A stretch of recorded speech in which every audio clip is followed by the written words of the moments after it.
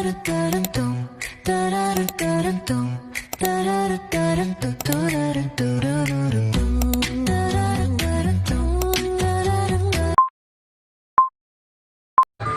guys! Welcome po sa ating mini vlog. So for today's video nga po ay magluluto tayo ng ulam. Ulam na naman nga natin ngayong tanghali na ay gulay nga po.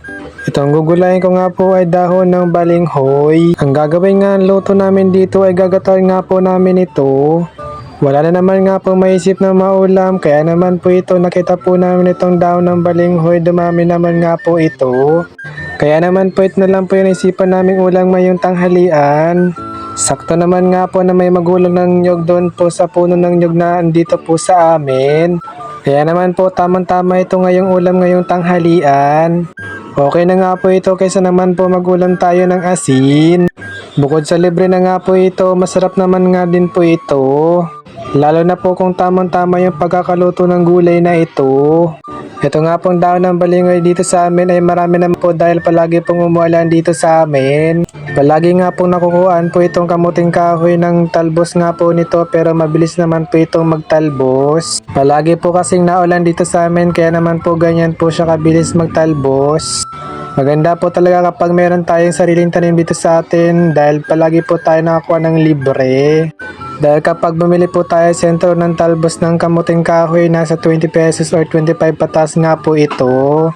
Ganon nga po yung presyohan ng mga nagtitinda na kasama ko doon sa sentro kapag nagtitinda po sila ng kamuting kahoy na talbos. Minsan nga po yung isang tali po ng kamuting kahoy umabot po siya ng 35 pesos or 3,100. Di lang po pala kamuting kahoy ang igugulay po natin, sasamahan din po natin ito ng libi-libi.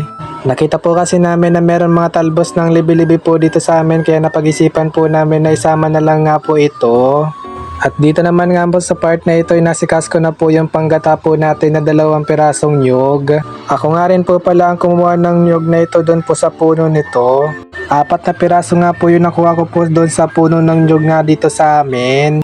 Pero ang gagamitin nga po namin dito sa panggata po namin ay 2 piraso nga lang po.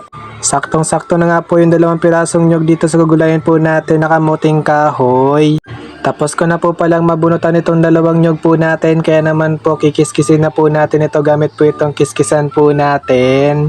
Maganda po talaga kapag meron tayong mga sariling gamit dahil kapag nagpakiskis nga po tayo sa sentro may bayad pa nga po ito. At dito naman nga po sa part na ito, si mama nga po yung nagasikaso po ng gulay natin. Ako nga rin po sana yung mag-asikaso po nito, pero nag-present po siya na siya na lang po yung gagawa po nito. Kaya po pala mga guys, nakita po pala kayo ng kamuting kahoy na ganito yung ginagawa para iluto, or kung nakakain na po kayo ng ganito yung pagkakagawa. Ako nga po pala ay minsan lang po makakain po ng ganito yung pagkakasikaso ng kamuting kahoy. Karaniwan po kasi yung pagkakaluto ng kamuting kahoy dito sa amin ay yung ginigiris po or kinikinit lang. Ang pag-aasikaso nga po ng ganitong luto sa kamuting kahoy ay nilalagyan po ito ng asin. At pag nalagyan nga po ito ng asin, dinuduro na nga po ito, or kung tawagin dito sa amin ginugumo. Kayo na lang po bahala kung ano yung sa Tagalog nito.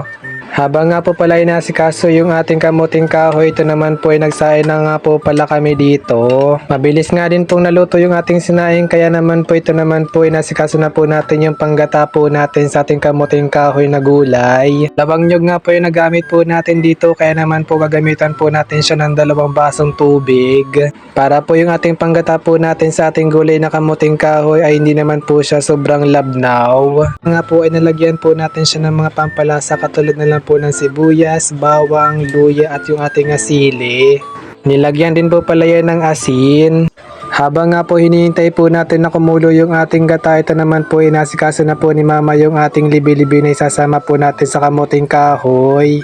At dito naman nga po sa part na ito, yung ating gata ay kumulo na nga po ito, kaya naman po nilagay na po ni mama yung ating kamuting kahoy. At ilang segundo nga po ay nilagay na rin po ni mama yung ating libi-libi.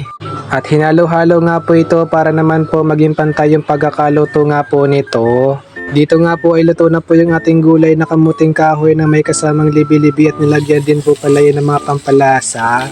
Bumili din po pala kami dito ng bulinaw, pang partner po natin sa ating gulay. Nga po yung ating gulay, kain po tayo. So yun naman po for today's video. Thank you for watching. Pa-like and share naman po. Salamat!